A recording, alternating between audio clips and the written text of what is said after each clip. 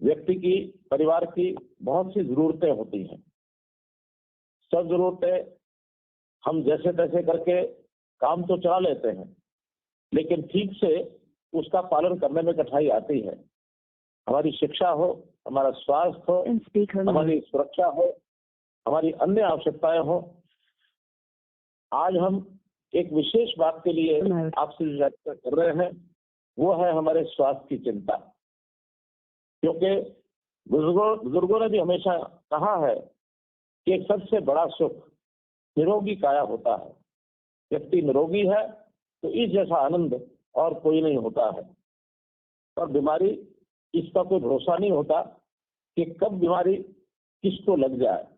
बीमारी गरीब को भी लग सकती है, बीमारी अमीर को भी लग सकती है। सामान्यतः जो अमीर लोग होते हैं, संपन्न लोग होते हैं, पैसे वाले होते हैं, वो सब तो इस बीमारी से लड़ जाते हैं। लेकिन व्यक्ति अगर गरीब है, परिवार उसका गरीब है, तो वो ऐसा लगता है कभी कभी बीमारी से टूट जाता है। तो बहुत बड़ी कठिनाई उसको इस बीमारियों से निपटने के लिए वो आती है। न केवल बीमारी बल्कि अन्य व्यवस्थाओं को भी देखते हुए हमें सबसे पहले लगता है कि हम अपने गरीब परिवारों की सहायता कैसे करें। इसके लिए बहुत से परिवर्तन जब से हम सरकार में आए हैं तब से हमने करने शुरू किए हैं। क्या उसके अंदर सुशासन की बात हो, चाहे उसमें अंत्योदय की बात हो। हर वर्ष 25 दिसंबर को हम लोग सुशासन दिवस मनाते हैं और हर अगले वर्ष का कोई ना कोई एक नाम रखते हैं। 2018 में हमने सुशासन दिवस मनाया, तो 19 का वर्ष इसको हमने सुशासन वर्ष कहा। 2020 को हमने सुशासन संकल्प वर्ष कहा।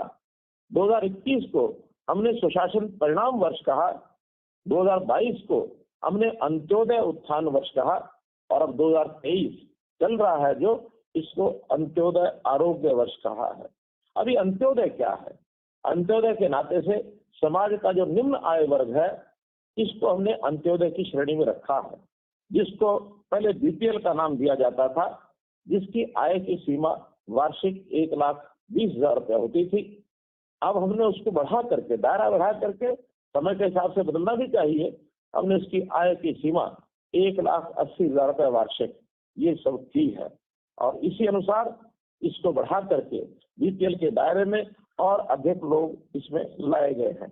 इन सब बातों को ध्यान में रख करके प्रधानमंत्री जी ने भी 2016 में जब हम देखते हैं तो एक योजना, अनूठी योजना शुरू की थी हमारे शरीर की पीड़ा को, इस दुख को दूर करने के लिए आयुष्मान भारत ये योजना बनाई थी। लेकिन वो आयुष्मान भारत, उस समय के आंकड़े भारत सरकार के पास थे, हरियाणा में केवल 15 लाख परिवार उसके एक प्रकार से एलिजिबल थे, उसके योग्य थे। जब 1,80,000 रुपए की सीमा हमने की तो ये आंकड़ा बढ़ करके 29 लाख ये सब हो गया है। तो हम जब इस ओर देखते हैं तो कभी कभी पुरानी योजना में जो गोल्डन कार्ड जिनके पास है, उसके अलावा भी बहुत से लोग अपनी बीमारी की चिंता करते हुए हमारे पास लगातार आते रहते हैं, अपनी एप्लीकेशन देते हैं। जो पहुंच पाते हैं एप्लीकेशन दे जाते हैं, लेकिन कभी तो ऐसा भी लगता है कि व्यक्ति बीमारी होने के बाद भी हम तक पहुंचता नहीं। कभी जहां कहीं संभव होता था हम उसकी मदद करते थे, लेकिन विचार ये आया कि क्या ऐसा गरीब परिवार, उस सबको हम इस दायरे में ला करके अपनी योजना नहीं बना सकते, ताकि हमारे पास ना आना पड़े, हम ही उसके पास पहुंचे और पहुंच करके हम उसकी व्यवस्था कोई ना कोई करें। उस आधार पर उस आयुष्मान भारत योजना में हमने एक नई योजना जोड़ी जिसका नाम चिरायु हरियाणा ये योजना रखी, ताकि 1,80,000 रुपए की आय तक के परिवारों को सबको रजिस्टर किया जाए। और मैं बताते हुए आपको, मुझे भी हर्ष हो रहा है कि ऐसी जो 29 लाख परिवारों की संख्या, इसको जब कार्ड देने की बात आई तो इस दायरे में 1.25 करोड़ लोग, 1,25,00,000 लोग इसके दायरे में आए। रजिस्ट्रेशन उनकी हमने शुरू की है और उस रजिस्ट्रेशन में लगभग 80 लाख लोग इस दायरे में, अर्थात 20 लाख के लगभग परिवार ये जुड़ चुके हैं। शेष 9 लाख और 45 लाख के लगभग जनता इसमें भी जुड़ने शेष है। लगातार हम इस पर प्रयत्न कर रहे हैं कि उसके अंदर सब जुड़ जाए। तो ये जो परिवार पहचान पत्र के नाम से जो योजनाएं हमने जो बनाई हैं, उसमें हम इसका लाभ ऐसे गरीब परिवार उठा रहे हैं, उसी श्रेणी से आज मैं बात कर रहा हूं।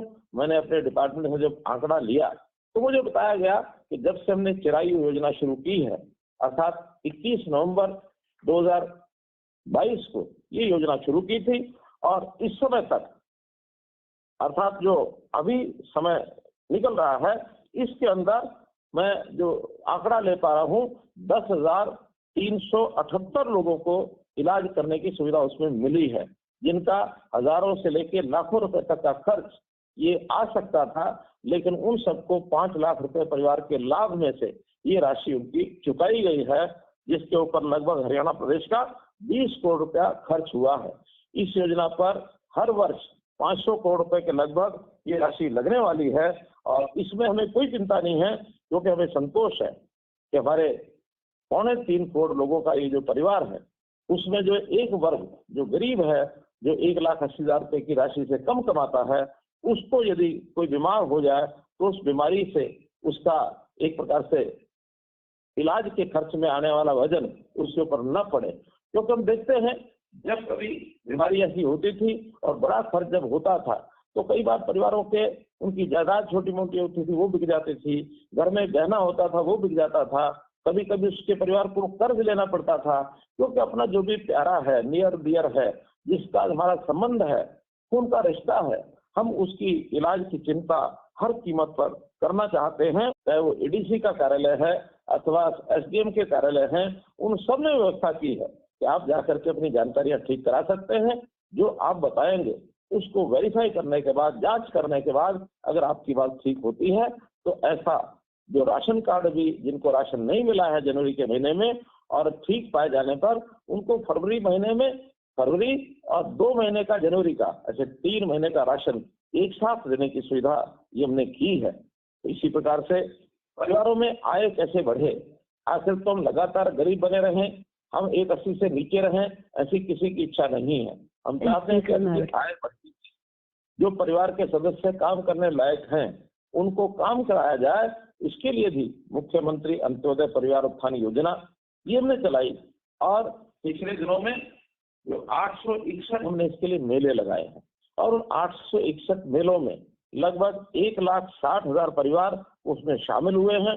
इन सबको लाभ पहुंचाने के लिए कोई न कोई योजना, चाहे ऋण देने की बात हो, चाहे उनके हुनर की विकास की बात हो, चाहे उनका छोटा मोटा कोई काम अपना करने की बात है, अथवा कहीं प्राइवेट नौकरी में जाने की बात है, अथवा सरकारी नौकरी में भी HKRN जो हरियाणा कौशल रोजगार निगम बना है उसके माध्यम से भी, और हम नौकरी उनको देने की एक चेष्टा कर रहे हैं, ताकि हर परिवार 1 लाख रुपए की अपनी जो वर्तमान आय है उससे कैसे वो 1,80,000 से ऊपर हो सके और ये बीपीएल के कैटेगरी से बाहर हो जाए। हमारा संतोष इस बात में है कि हमारी आमदन बढ़नी चाहिए, हम उसमें से अपने परिवार के लिए अपने आप खर्च करें, न कि प्रसन्नता इस बात में होनी चाहिए कि हम गरीब बने रहें और हम कोई छोटे मोटे लाभ उसमें मिलते रहें। लाभ बहुत कम होता है, आय बढ़ने से बहुत संतोष होता है। तो हमारी आय कैसे बढ़े, इसके लिए हम काम कर रहे हैं। परिवार पहचान पत्र के माध्यम से जिनकी आय, बुजुर्गों की 60 साल के होने के बाद जिनकी आय कम होती है, उनकी पेंशन भी ये ऑटोमेटिकली ये बनती है। उसको भी कहीं दफ्तर में कहीं दरखास्त लेकर के, कोई दस्तावेज लेकर के वहां नहीं जाना पड़ता है, उसकी पेंशन अपने आप चालू हो जाती है। ऐसे ही हमारे जो बहुत से थानों पर हमको कई प्रकार के सर्टिफिकेट की जरूरत होती है, हमको अपना प्रमाण पत्र देना होता है, जाति प्रमाण पत्र है, दिव्यांग है तो उनका दिव्यांगता का प्रमाण पत्र है, आय का प्रमाण पत्र है, आयु का प्रमाण पत्र है। ऐसी सब चीजें भी अब हम एक क्लिक से अपने उस परिवार पहचान पत्र डाटा में से निकाल सकते हैं। हमको कोई कठिनाई और नहीं आएगी, वरना बहुत से चक्कर हमको यहाँ से वहाँ काटने पड़ते थे। तो ऐसा भी अब सहायता हमने दी है। आगे चल करके परिवार पहचान पत्र के साथ हमारे परिवार के बच्चों की एडमिशन की हम चिंता करेंगे। अगर बच्चे हमारे सरकारी स्कूल में पढ़ते हैं, वहाँ कोई फीस नहीं लगती है, लेकिन पास में अगर कोई प्राइवेट स्कूल भी है और उसमें पढ़ाना चाहते हैं, उसकी भी चिराग योजना एक नई शुरू की है। तो उस चिराग योजना के माध्यम से प्राइवेट स्कूलों की फीस अगर 1,80,000 से नीचे हमारी आय है, तो प्राइवेट स्कूलों में भी हमारे बच्चों की फीस देने का काम ये सरकार करेगी। इस योजना में अभी कई स्कूल जुड़ चुके हैं, आने वाले समय में और भी स्कूल इसमें जुड़ेंगे। ये भी लाभ हमको उनको दिलाना है। मेरा कहने का भाव ये है कि कोई गरीब परिवार अपने आप को असहाय न समझे, उनका जीवन कैसे सुखी हो, कैसे मुख्य धारा में वो आए, कैसी आय अपनी बढ़ाएं, बच्चों की शिक्षा कैसे प्राप्त करें, परिवार के सदस्यों का इलाज कैसे उनका हो, उनको सुरक्षा कैसे मिले, ये सब चिंता सरकार की है। हम आपके साथ खड़े हैं। आप